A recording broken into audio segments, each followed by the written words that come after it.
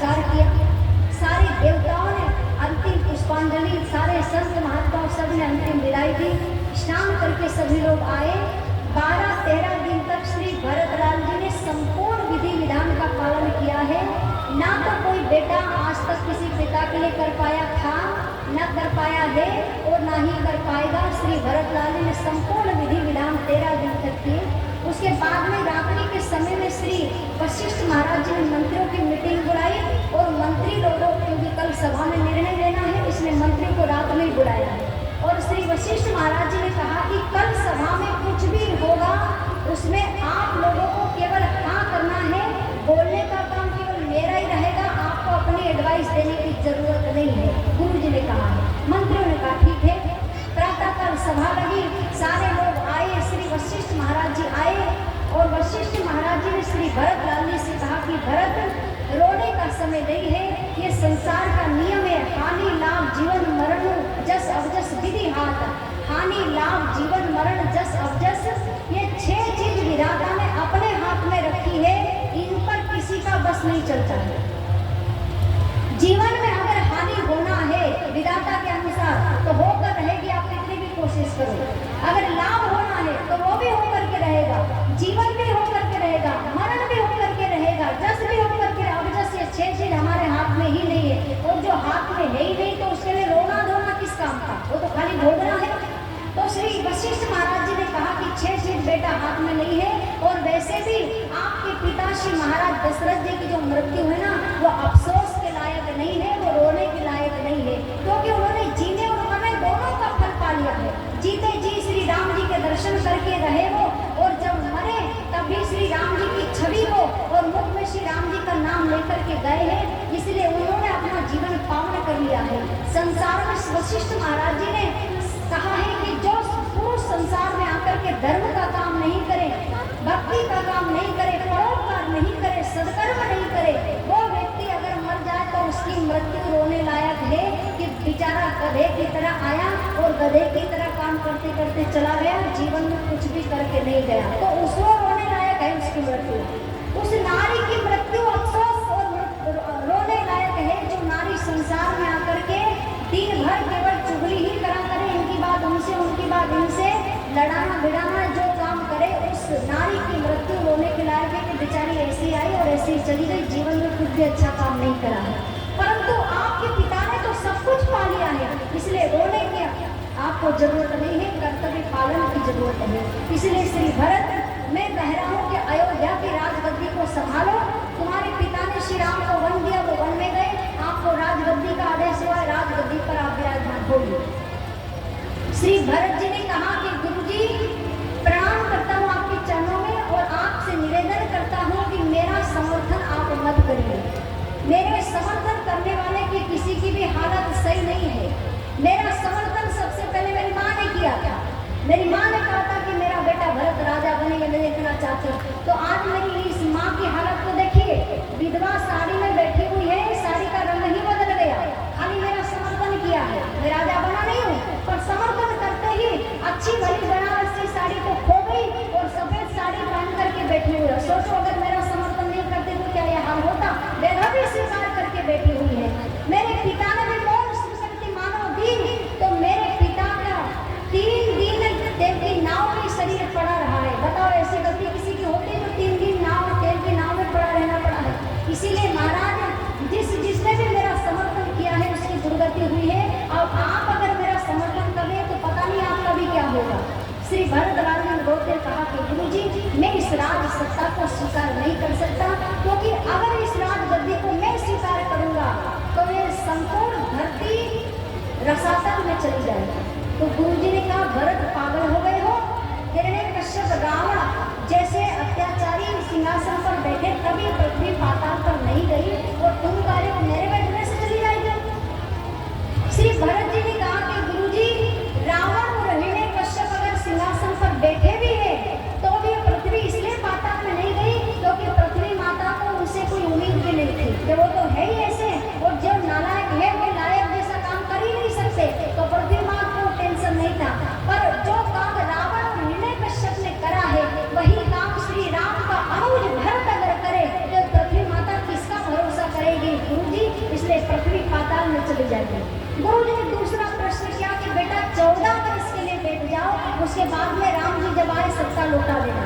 श्री भरतलाल जी ने कहा गुरु जी 14 वर्ष के लिए अगर मैं सिंहासन पर बैठा तो मैं राजा बनूंगा, पत्नी मेरी मांडवी रानी बनेगी, और जिस सिंहासन पर छोटे भाई की पत्नी बैठ जाएगी उस सिंहासन पर भाई साहब कभी कल्पना में भी नहीं बैठेंगे। तब श्री वशिष्ठ महाराज जी ने कहा कि बेटा बात ऐसी है कि राज सत्ता तो तुम्हें सौंपना है, तुम्हें इसका ख्याल तो रखना ही पड़ेगा, आज भी निकल तुम्हारी आंख में आएगा।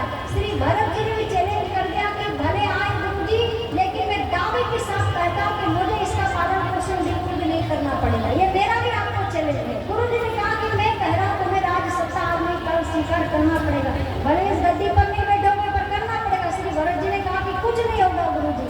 गुरु जी ने बार बार कहा श्री भरत जी से कि तुम्हारे पिता की इच्छा थी। वशिष्ठ महाराज जी से भरत जी ने कहा कि गुरु जी आप यही बात है तो भी मेरे पिता को नहीं समझ पाए, और मैंने उनकी इच्छा को नहीं रहते हुए समझ लिया। बोले कैसे?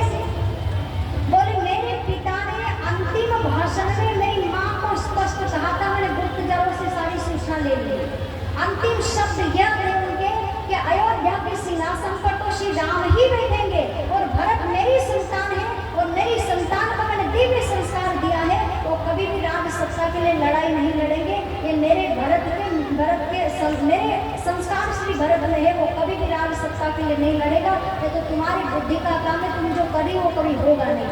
तो मेरे पिता को मुझ पर इतना भरोसा था, उनकी इच्छा तो श्री राम को ही सिंहासन पर बैठाने की थी, लेकिन मेरी माँ ने उनके साथ में छल किया था। गुरु जी मेरे पिता से राम जी की सौगंध खिलवाई, और उसके बाद में मेरे पिता से वचन मांगा।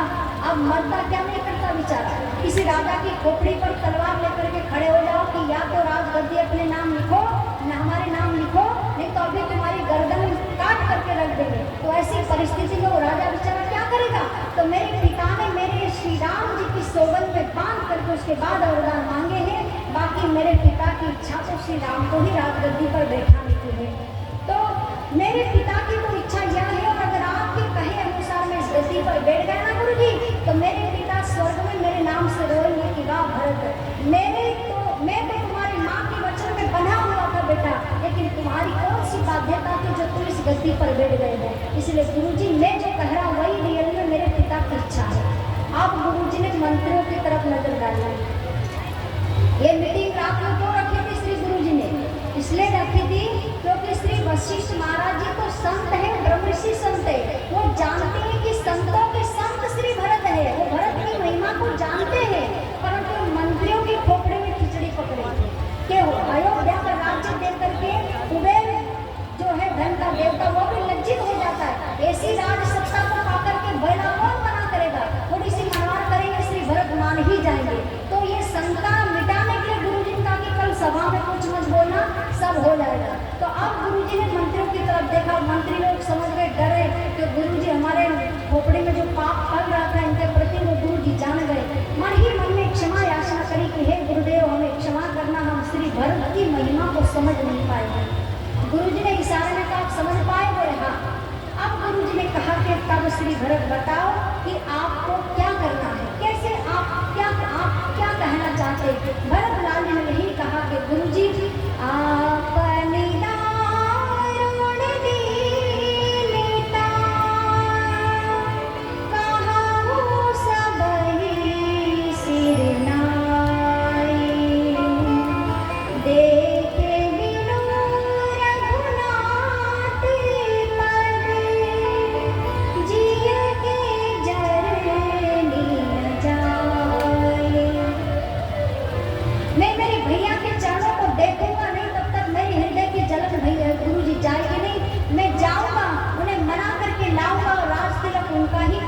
चित्रकूट धाम में जाऊंगा गुरु जी। तो गुरु जी ने कहा कि जब चला जाए तो गुरु यहाँ बैठा बैठा क्या करेगा, मैं भी चलूंगा। गुरु जी ने कहा जब मंत्रियों का जब गुरु जी जाएंगे तो हम यहाँ क्या करेंगे? मंत्रियों ने कहा हम भी चलेंगे, प्रजा ने कहा हम भी चलेंगे, सेना ने कहा हम भी चलेंगे, बच्चों ने कहा हम भी चलेंगे, बुजुर्ग सब लोग तैयार हो गए। श्री राम जी तो सबको छोड़ गए, लेकिन श्री भरत संत है, संत किसी को छोड़ करके नहीं जाता है। श्री भरत जी ने कहा सब चलिएगा। सारे लोग रात्रि भर तैयारियां करते हैं। प्रातः काल उठ करके श्री भरतलाल ने 4 सेवकों को अयोध्या की सुरक्षा में रखा है, जिन्होंने रात्रि में सोते समय स्वप्न में भी पाप नहीं किया है, ऐसे मतलब कल्पना नहीं करी है स्वप्न में भी पाप करने की, ऐसे सेवकों के सुपुत्र अयोध्या को किया है। और श्री भरत लाल जी चलने लगे। माता कैकेयी ने कौशल्या से कहा कि दीदी, श्री भरत तो मेरा मुख नहीं देखना चाहते, पर मैं भी श्री राम से मिलना चाहती हूँ। श्री माता कौशल्या ने कहा कि श्री भरत, देवी कैकेयी भी चलेगी, इसलिए आप उनके लिए भी पालकी तैयार करो। श्री भरत लाल जी ने कहा कि माँ, उनको तो जरूर जाना चाहिए, क्योंकि वो जब तक नहीं कहेगी तब तक श्री राम लौट करके आने वाले नहीं है, इसलिए उनको तो चलना ही चलना है। 3 पालकियां सजाई। श्री भरत लाल जी ने सोचा कि मेरे स्वामी कष्ट में है तो मैं रथ में कैसे बैठ सकता हूँ, पैदल चलने लगे। प्रजावासियों ने सोचा कि हमारे राजकुमार पैदल चल रहे हैं तो हमें कोई हमारा कोई अधिकार नहीं रथ पर बैठ करके चलने का, हम भी श्री भरत के साथ पैदल चलेंगे। तब माता कौशल्या ने श्री भरत लाल जी से कहा कि बेटा, भक्ति कभी भी ऐसी मत करो कि आपकी भक्ति से किसी को कष्ट हो, भक्ति ऐसी करो कि किसी को कष्ट ना हो। तुम्हारा सामर्थ्य है कि तुम पैदल जा सकते हो श्री राम जी तक, लेकिन अयोध्या के लोग तुम्हारी नकल करेंगे, इनमें इतनी सामर्थ्य नहीं है कि तुम्हारी नकल में पैदल चलेंगे, चरणों में फकोले हो जाएंगे, श्री राम नाराज होंगे। इसलिए बेटा, भक्ति में किसी को कष्ट नहीं होना चाहिए, इसलिए रथ पर आरूढ़ हो। श्री भरत लाल जी को तो भक्ति का दिखावा करना ही नहीं है, तुरंत रथ पर आरूढ़ हुए और सारी सेना प्रजा सबके साथ में श्री भरत लाल जी ने चित्रकूट धाम की यात्रा शुरू कर दी। भारत चले रे राजा, राम को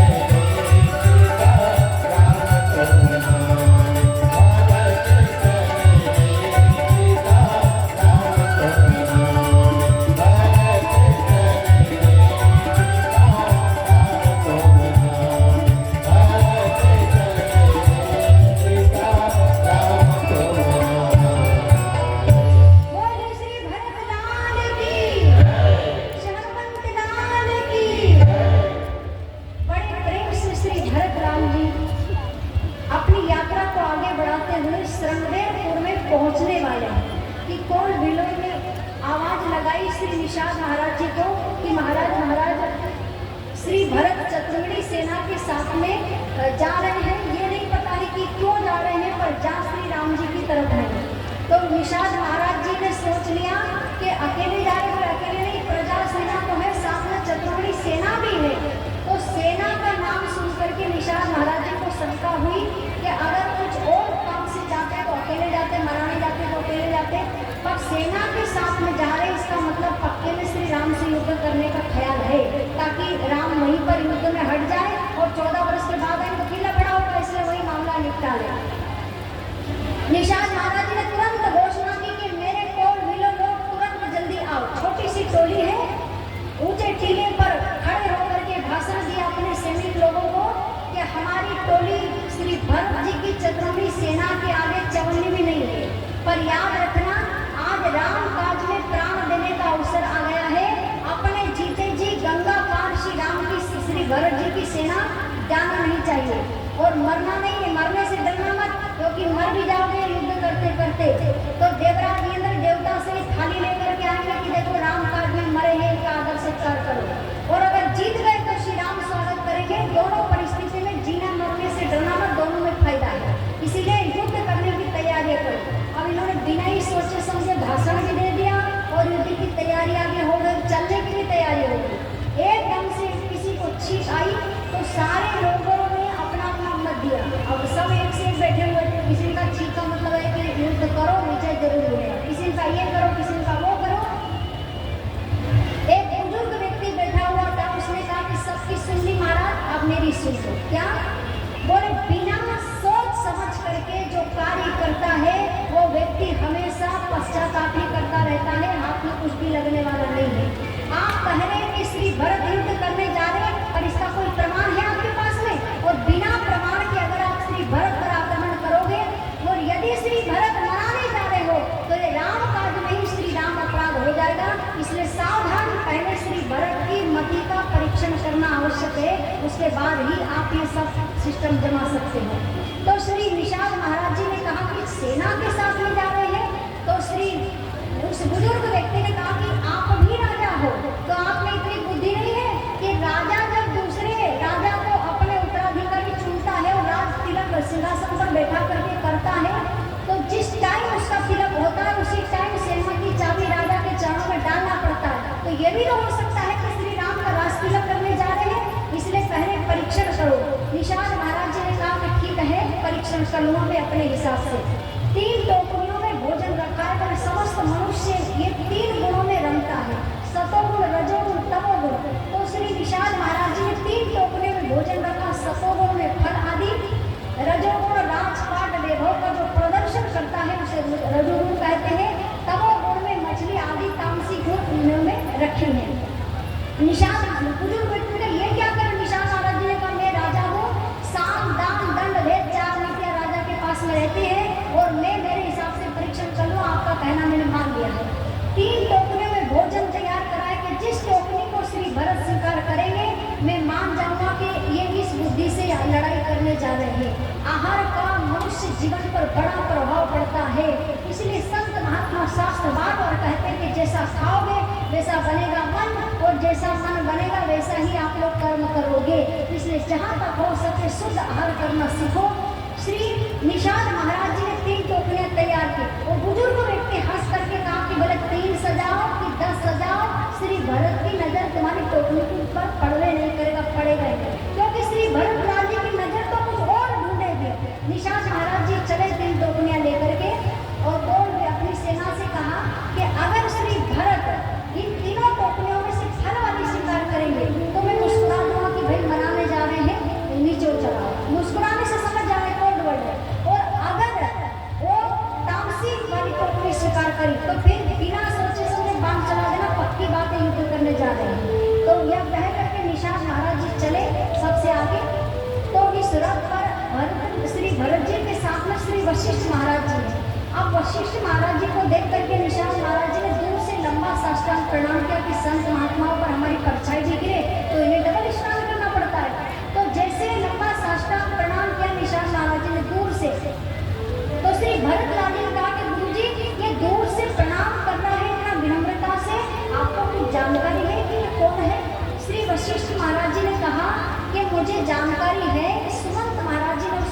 सुनाया था मंत्री और सुमन जी ने, ये श्री राम जी के सखा है। इतना सुना और श्री भरतलाल जी ने क्या करा, राम सखा सुनी संदन त्यागा, राम सखा सुनी संदन त्यागा, राम सखा सुनी संदन त्यागा, राम सखा सुनी संदन त्यागा, चले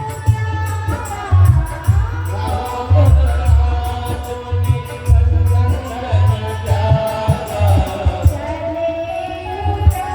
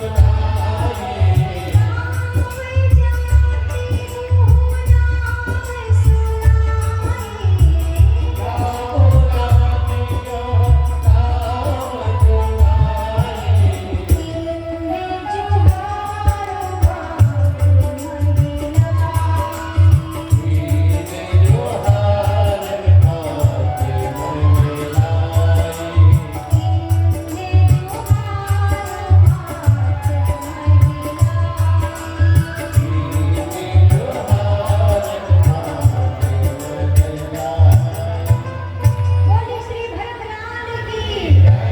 भरतलाल जी ने गुरु जी से सुना कि राम सखा है। इतने में तो रथ से ही छलांग लगा दी, दौड़ करके गए, निषाद महाराज जी को अपने गले से लगा लिया। अब देखो ये दोनों ही प्रेमी हैं, निषाद महाराज जी भी राम जी के प्रेमी, श्री भरत जी भी प्रेमी। अब ये देखना है कि जीतेगा कौन। निषाद महाराज जी और भरत जी दोनों गले लगे। निषाद महाराज जी को भरतलाल जी ने जब गले लगाया तो निषाद महाराज जी के मन में कहा कि भले गले लगाओ, इतना लाड़ लड़ाओ, लेकिन मैं आप पर विश्वास करने वाला नहीं हूँ।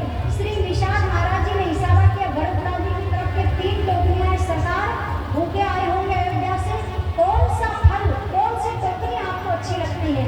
श्री भरतलाल जी ने हल्की नजर डालते हुए, क्योंकि बुद्धिमान संत है श्री भरतलाल जी, भरतलाल जी ने शत्रुघ्न से कहा कि शत्रुघ्न, ये मेरे को भोजन नहीं दिया जा रहा है, ये मेरा टेस्ट हो रहा है कि मैं श्री राम के पास में किस इच्छा से जा रहा हूँ, इसलिए फल वाली टोकरी स्वीकार करो भैया और इनको टेंशन मुक्त करो। और भरतलाल जी की नजर टोकरियों पर पड़ी नहीं, वो तो समझ गए, क्योंकि संत को सब समझ जाते हैं। शत्रुघ्न महाराज जी ने फल वाली टोकरी स्वीकार करी। निषाद महाराज जी प्रसन्न हो गए। भरतलाल जी ने गले से लगा कहा भैया तूने तो सब छोड़, तू तो वो चरण की धूली मुझे दिखा दे जो मेरे भाई साहब आपके यहाँ पर जिस रात्रि को रुके थे वो कहाँ सोए थे, वो जगह कहाँ, उनकी चरण धूली कहाँ है। वो बुजुर्ग व्यक्ति ने निषाद महाराज की तरफ हंस करके देखा, कहा मैंने कहा था ना कि श्री भरत टोकरी को नहीं ढूंढेंगे, श्री भरत को, श्री रामरज को ढूंढेंगे कि वो कहाँ है। निषाद महाराज जी का मस्तक झुक गया, गलगैया डाल करके श्री भरतलाल जी को लेकर के आए। भरतलाल जी को स्थान दिखाया, कुशा की चटाई अभी भी पड़ी हुई है, निषाद महाराज जी ने उठाई नहीं। श्री राम जी सीता जी ने जहाँ शयन करा था उस टोकरी, उस चटाई पर श्री निषाद, श्री भरतलाल जी लोट लगाने लगते हैं। उस पेड़ को अपने गले से लगा लिया। निषाद महाराज भरतलाल जी रोते हैं। सारे लोगों ने दर्शन किया। प्रातः काल हुआ, श्री गंगा के किनारे हजारों की नैया लगी हुई थी, सबको एक साथ श्री निषाद महाराज जी ने पार कर लिया, करवा दिया। अब श्री भरतलाल जी ने गंगा पार होकर के गुरु जी से कहा कि गुरु जी मेरी प्रार्थना है कि अयोध्या से यहाँ तक चल करके मैं रथ पर आया हूँ, माफी मिल जाएगी, क्योंकि मेरा ईश्वर यहाँ से यहाँ तक रथ पर आए थे। कर्तव्य सेवक का यह है कि जहाँ स्वामी का चरण है वहाँ दास का मस्तक होना चाहिए। सिर के पल चल करके मुझे अयोध्या से आना चाहिए था, लेकिन मेरा सामर्थ्य नहीं था, इसलिए मैं रथ पर आ गया और माफी मिल जाएगी। पर इस गंगा से पार तो मेरा ईश्वर खुद पैदल गया है, तो ये श्री भरतदास कैसे रथ पर आरूढ़ हो सकता है। तो माँ के सामने चलूंगा तो माँ फिर डांट लगा के रथ में बैठा देगी, इसलिए किसी को पता नहीं चले। गुरु जी आप इन लोगों को आगे आगे लेकर के चलो, मैं पीछे पीछे आता हूँ। गुरु जी सबको लेकर के चलते हैं। श्री भरतलाल जी शत्रुघ्न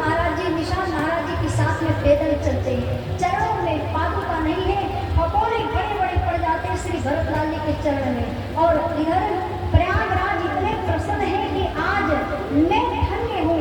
सारे लोग आकर के मेरे में स्नान करके सारा पाप भूल जाते हैं, ऊपर से मांग लग जाते हैं। मेरे को फल देना पड़ता है क्योंकि मेरी ड्यूटी है, परंतु मेरा पाप आज धुलेगा किसे?